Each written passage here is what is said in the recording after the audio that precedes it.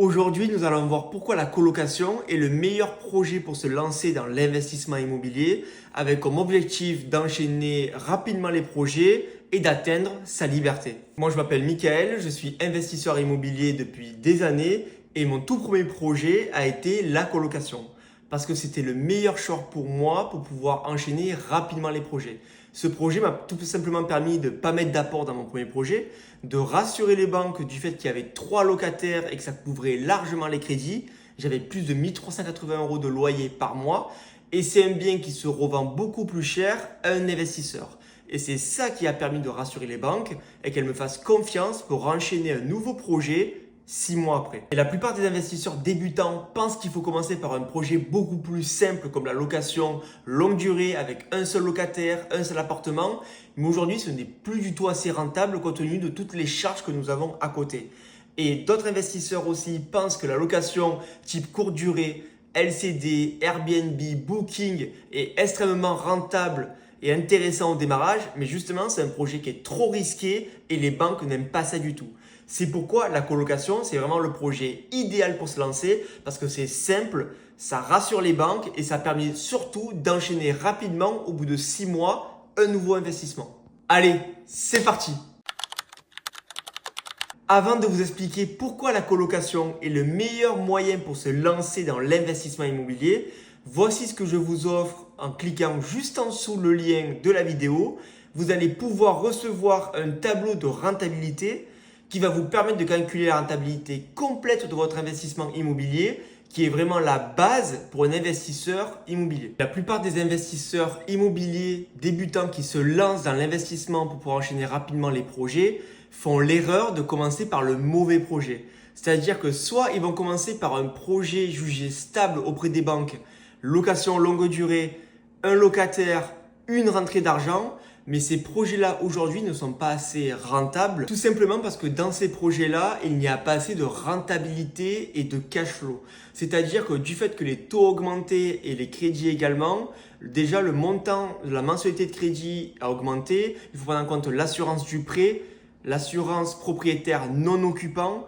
Ensuite, il y a les charges de copropriété qui augmentent chaque année avec la rénovation énergétique à prévoir, ainsi que les charges de copropriété classiques, les consommations d'électricité, de gaz et d'eau, plus également tout ce qui est taxe foncière et imposition sur ces projets-là. Et en face, on n'a qu'un seul rentrée d'argent, un seul revenu. Donc, il n'y a pas assez de rentabilité pour pouvoir enchaîner rapidement un nouveau projet. Et d'autres investisseurs immobiliers pensent que le meilleur projet pour se lancer, c'est forcément de faire de la location courte durée, type saisonnière, Airbnb ou via Booking. Parce qu'on pense que c'est très rentable. Mais la problématique aujourd'hui, c'est qu'il y a de plus en plus de concurrence sur le marché. Ça fait déjà depuis 5-6 ans, depuis le Covid, que ça a explosé dans toutes les villes. Et on voit que pour se démarquer aujourd'hui, il faut faire de l'atypique, des logements à thème. La problématique de ça, c'est que c'est beaucoup plus chronophage. Les gens s'en lassent également et c'est beaucoup plus compliqué à réaliser, de la charge mentale, de la charge physique et énormément des coûts liés aussi aux travaux, à la décoration. Et c'est ça du coup que les banques aussi prennent en compte, ils comprennent le game comme on dit, ils savent ce que c'est que les projets saisonniers et donc ils vont prendre en compte que 50% des revenus grand maximum aujourd'hui parce qu'ils savent que c'est très volatile, c'est très concurrentiel et que aujourd'hui c'est compliqué un investisseur qui soit rentable dans ces projets-là. Et donc j'en ai fait également les frais puisque dans mon 4e projet immobilier, j'ai fait de la location Airbnb courte durée dans un marché existant, un beau projet immobilier. Cependant, avec la force concurrence et les frais cachés, ménage, produits complémentaires, ça peut être les plateformes Airbnb Booking qui prennent de plus en plus de marge, en fait, le projet est de plus en plus difficilement rentable. Et si j'aurais fait ce projet dans mon premier projet d'investissement et que 6 mois après, je serais allé voir la banque pour faire un nouveau projet, compte tenu que mes revenus sont extrêmement volatiles, elle ne m'aurait jamais prêté et proposé de réaliser un nouveau projet avec elle. Donc, je recommande en fait de ne pas démarrer par un projet type courte durée pour se lancer dans le but d'enchaîner des projets immobiliers rapidement. C'est pour cela qu'il y a quelques années, j'ai commencé par un projet de colocation qui est donc d'acheter un appartement environ de 70 mètres carrés, en faire 3 chambres et accueillir du coup 3 colocataires, c'est-à-dire un seul crédit, mais du coup pour avoir 3 rentrées d'argent. Et ça change tout parce que du coup, ça va rassurer tout de suite les banques d'avoir 3 locataires parce qu'avec seulement 2 locataires, je peux payer l'ensemble de mes charges. Et du coup, le troisième locataire, on appelle ça le locataire bonus, c'est lui qui nous fait rentrer le cash flow. Donc, lorsqu'on a une chambre à 460 € par mois, forcément, on a à peu près 460 € de cash flow positif dans sa poche chaque mois. Et ça rassure les banques.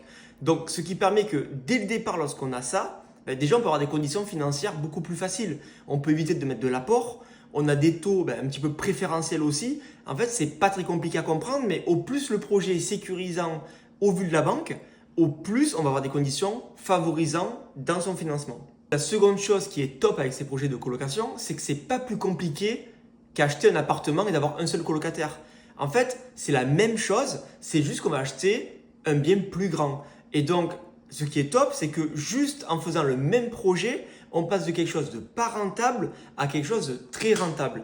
Et ça, en fait, c'est top. Ça rassure en fait de se dire que c'est pas plus compliqué que faire de la location courte durée où il faut faire vraiment de l'atypique ou acheter un immeuble et avoir plusieurs lots. Là, non, c'est un projet simple. On va faire 3 chambres un petit peu à thématique pour que chacun puisse préférer, mais avoir quelque chose de propre, assez premium, et ça se loue super bien et facilement compte tenu que dans des villes qui attirent, il y aura toujours des étudiants, des jeunes actifs qui seront prêts à venir en colocation pour payer moins cher par mois, admettons 460 € par chambre, au lieu d'avoir un appartement seul pour 600 ou 700 € par mois.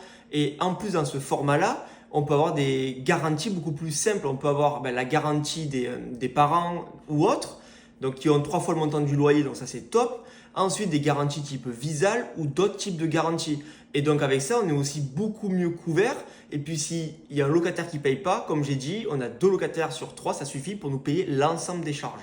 Et donc pour pouvoir réaliser ce type de projet-là, il y a plusieurs étapes à respecter dans le processus. La première étape, c'est déjà de faire le point sur sa stratégie. C'est mettre en place une stratégie d'investissement où on va se dire qu'est-ce que je veux atteindre comme objectif dans 5 ans, 10 ans.